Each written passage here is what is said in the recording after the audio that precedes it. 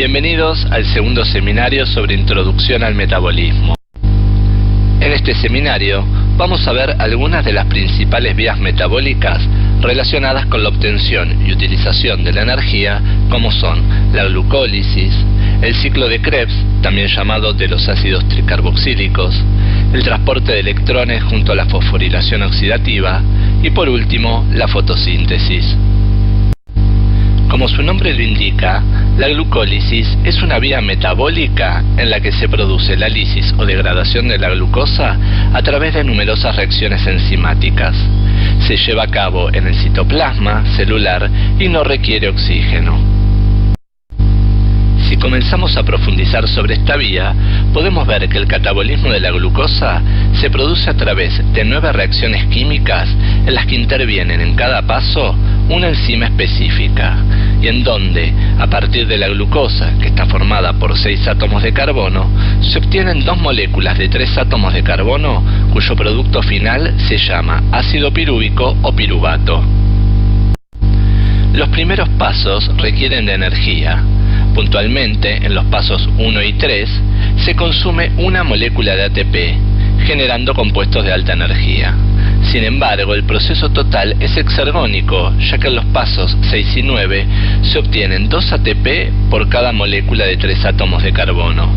Como por cada glucosa se obtienen 2 gliceraldehídos 3-fosfato, la cantidad total de ATP que se obtiene en la glucólisis es de 4 moléculas. Además, se obtienen 2 NADH reducidos que van a transferir sus electrones a la cadena de transporte, lo que finalizará con la obtención de más moléculas de ATP. Como resultado final de la degradación de una molécula de glucosa, se obtienen 2 moléculas de piruvato, 2 de NADH reducido y 2 de ATP. Como mencionamos en el seminario anterior, las enzimas pueden ser moduladas a través de diferentes mecanismos. En el caso de la vía glucolítica, las enzimas que presentan una regulación importante son la exoquinasa, la fosfofructoquinasa y la piruvatoquinasa. En este sentido, la exoquinasa está modulada alostéricamente por producto final. Es decir, que cuando aumenta la concentración intracelular de glucosa 6-fosfato, este inhibe a la enzima, por lo que se frena la degradación de la glucosa.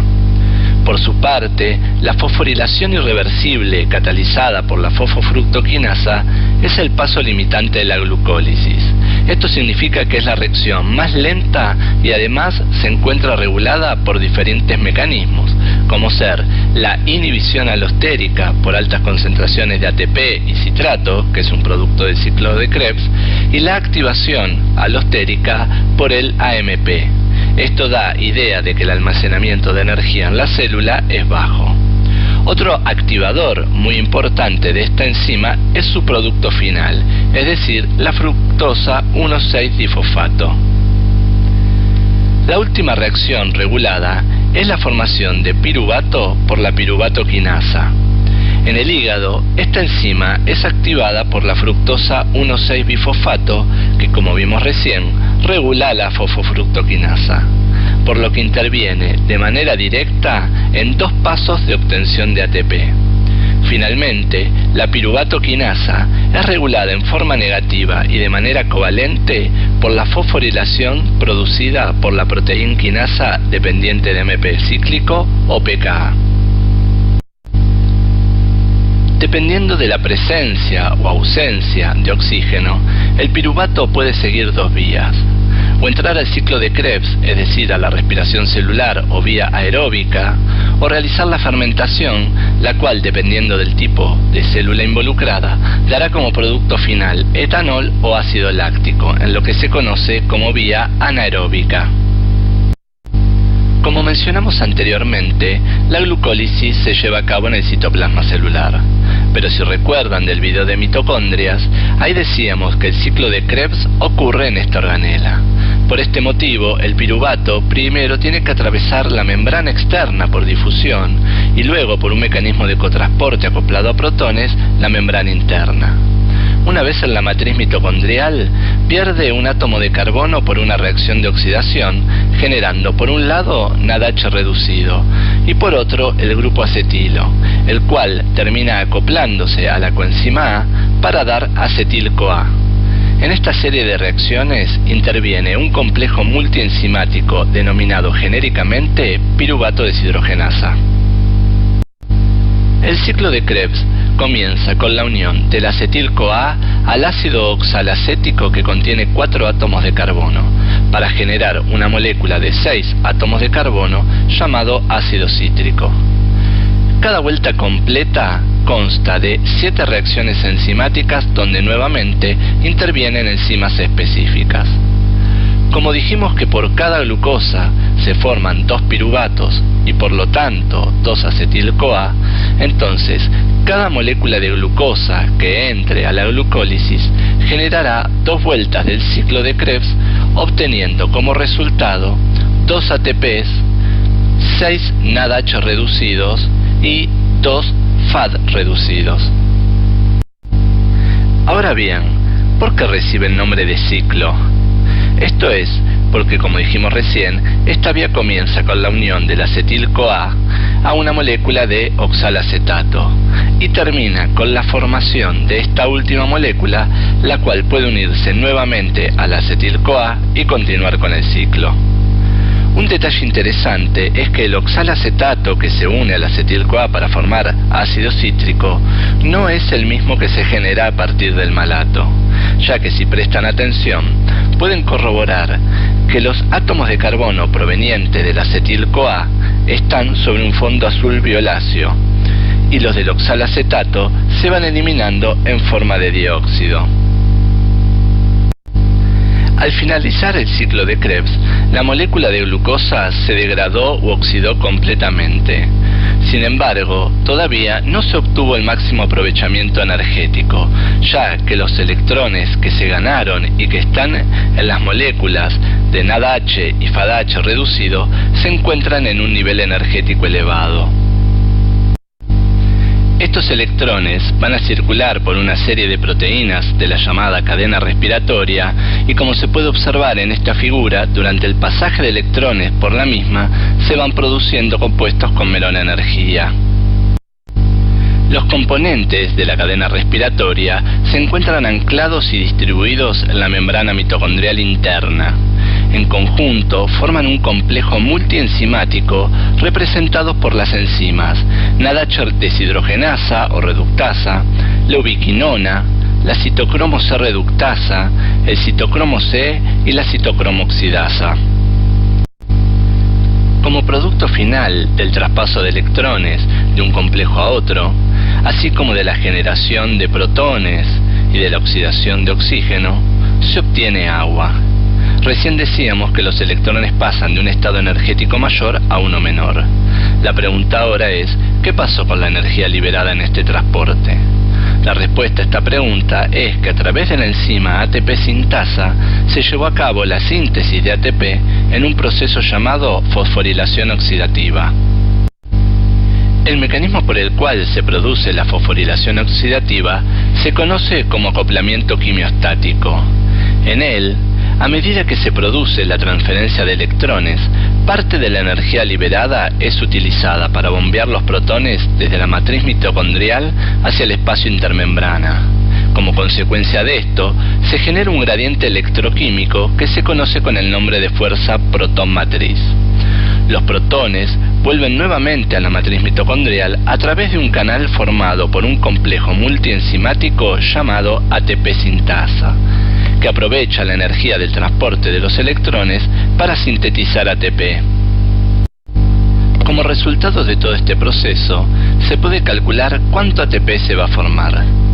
Teniendo presente entonces la cantidad de ATP obtenido en la glucólisis, en la conversión de piruvato a acetil-CoA y el ciclo de Krebs, así como las moléculas que luego cederán sus electrones para el transporte de los mismos, podemos decir que el rendimiento global máximo de ATP que se puede obtener a partir de una molécula de glucosa es de 38 ATPs.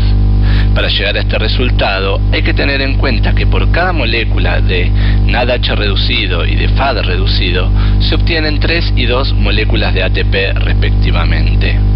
Hay que destacar que esta cantidad corresponde al rendimiento máximo teórico, ya que la cantidad real obtenida dependerá del uso y las necesidades que tenga la célula. Hasta este momento estuvimos analizando el catabolismo de los hidratos de carbono, fundamentalmente a partir de un monosacárido como la glucosa.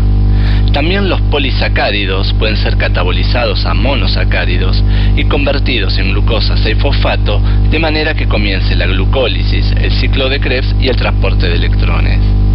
Por otro lado, tanto las proteínas como los lípidos son metabolizados por diversas vías que a su vez generan productos intermediarios del ciclo de Krebs, por lo que ingresan en él y desencadenan los mismos pasos que los vistos recién en la oxidación de la glucosa. En el caso de las proteínas, las mismas son degradadas hasta aminoácidos, los cuales escinden el grupo amino, y el esqueleto carbonado es utilizado para originar acetilo o productos intermediarios de la glucólisis y el ciclo de Krebs. En cuanto a los lípidos, se degradan en glicerol y ácidos grasos. Estos últimos, a través de la beta-oxidación, se transforman en acetil-CoA e ingresan al ciclo de Krebs. Para finalizar, vamos a decir que estas mismas vías pueden funcionar en sentido inverso, es decir, sintetizando hidratos de carbono, proteínas y lípidos. Sin embargo, en los seres humanos no existen todas las enzimas necesarias para sintetizar algunos aminoácidos y ácidos grasos, por lo que se vuelve esencial incorporarlos a través de los alimentos. Resumiendo, hasta ahora vimos las vías metabólicas relacionadas a la respiración celular. En este sentido, comenzamos con la glucólisis, que se lleva a cabo en el citoplasma, luego seguimos con el ciclo de Krebs, que ocurre en la matriz mitocondrial, y por último, la transferencia de electrones y la fosforilación oxidativa que ocurre en las crestas mitocondriales. Ahora veremos las características de la fotosíntesis. Vamos a comenzar recordando lo que vieron en el video sobre mitocondrias y cloroplastos, ya que es en estos últimos donde se llevan a cabo las reacciones relacionadas a la fotosíntesis. Los cloroplastos son organelas citoplasmáticas que se encuentran presentes en las células de las hojas y tallos jóvenes, también en algas y algunas bacterias. La función principal es la fotosíntesis, que la podemos definir como la síntesis de compuestos orgánicos a partir de compuestos inorgánicos, utilizando para ello la energía proveniente de la luz. El proceso de fotosíntesis se puede dividir en dos fases o etapas, una fotoquímica dependiente de la luz y otra independiente de la luz, también llamada etapa bioquímica. La primera se desarrolla en las granas y como resultado se obtiene ATP, NADPH reducido y como subproducto oxígeno gracias a la utilización de la energía lumínica y la consiguiente fotólisis del agua. La segunda se lleva a cabo en el estroma y se utilizan los compuestos sintetizados anteriormente, es decir, el ATP y el NADPH reducido, para justamente reducir el dióxido de carbono y sintetizar hidratos de carbono.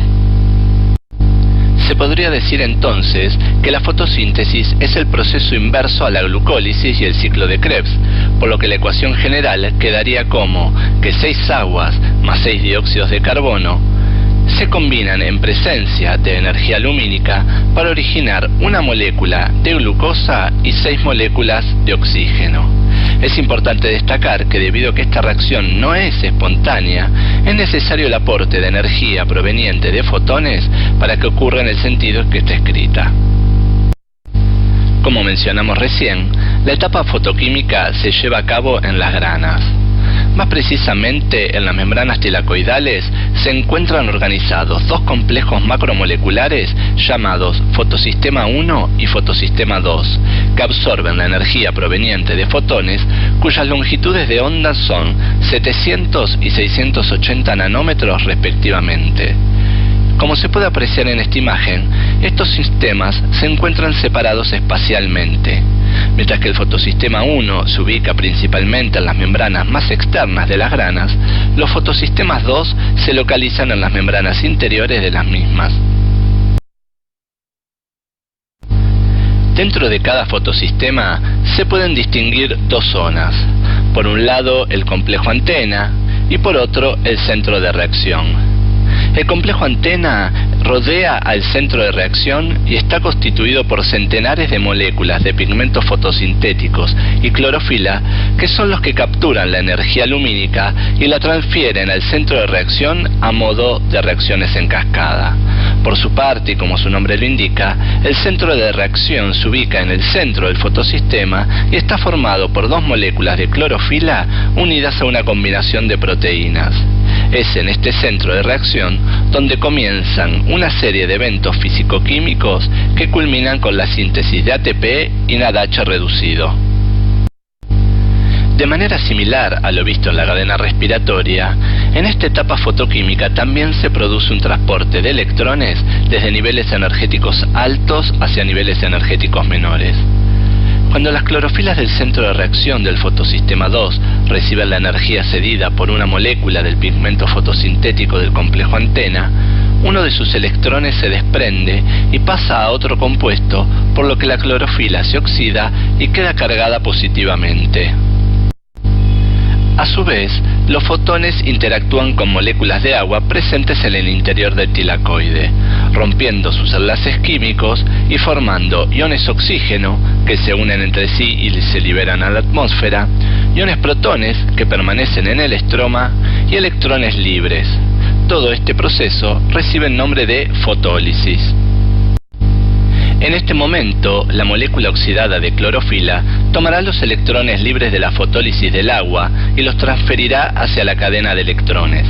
La primera molécula aceptora de esta cadena es la plastoquinona. Luego se desprende un electrón de menor energía hacia el aceptor secundario, que es el complejo del citocromo B6F. Este flujo de electrones pasa al fotosistema 1 gracias a la participación de otra molécula que es la plastocianina. En el fotosistema 1 sucede nuevamente un transporte de electrones donde el primer aceptor es la ferrodoxina y el aceptor secundario es la proteína NAD-fosfato reductasa, que transforma en el estroma al NAD-fosfato oxidado en NAD-fosfato reducido. Simultáneamente al transporte de electrones, también se genera un flujo de protones desde el estroma al interior del tilacoide, que es la que crea la fuerza protón matriz necesaria para que los protones salgan por el complejo de la ATP sintasa a favor de gradiente y aporte la energía necesaria para la síntesis de ATP. Ahora vamos a desarrollar la etapa bioquímica. Como mencionamos anteriormente, esta etapa ocurre en el estroma y es independiente, al menos de manera directa, de la luz. A través de un ciclo de reacciones enzimáticas, conocido como ciclo de Calvin, se parte de dióxido de carbono y se obtienen los intermediarios necesarios para la síntesis de glucosa u otros hidratos de carbono, como así también de ácidos grasos.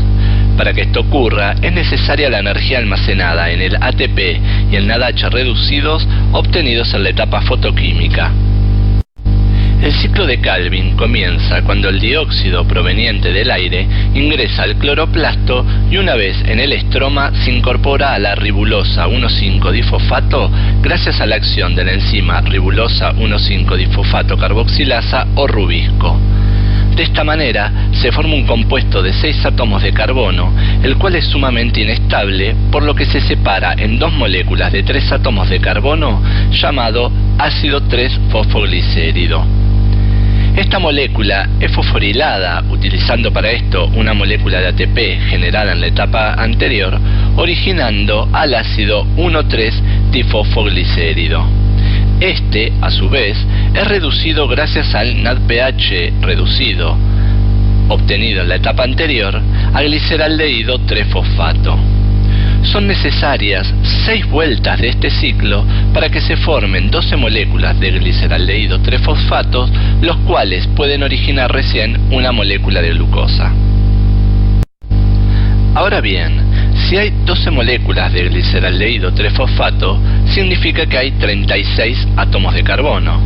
Si le restamos los 6 de la molécula de glucosa, nos quedan 30 átomos de carbono que luego de diferentes reordenamientos van a originar 6 moléculas de ribulosa 1,5-difosfato que van a estar disponibles para continuar el ciclo. La primera fase del ciclo de Calvin recibe el nombre de fijación de carbono o carboxilación debido a que se incorpora un átomo de carbono proveniente del dióxido de carbono. Luego sigue la fase de reducción, ya que se parte de un ácido y se obtiene un aldehído. Por último, está la fase de regeneración, que es donde se vuelve a formar la ribulosa 1,5-difosfato, como vimos recién, de manera que el ciclo puede comenzar una nueva vuelta. Un concepto importante es el de fotorrespiración, que es el mecanismo por el cual, en presencia de luz y de bajas concentraciones de dióxido, la enzima rubisco incorpora oxígeno en lugar de fijar los átomos de carbono provenientes del dióxido, por lo que todo el mecanismo termina consumiendo oxígeno y generando dióxido de carbono. Finalmente, hay que destacar que el rendimiento de la fotosíntesis depende de diversos factores ambientales, entre los que se encuentran la intensidad de la luz, así como su color y el tiempo de iluminación, la disponibilidad de agua en el suelo, la concentración de dióxido de carbono en el aire, como vimos recién, y la temperatura ambiental. Así termina este segundo seminario sobre introducción al metabolismo. Esperamos que lo puedan aprovechar. Muchas gracias.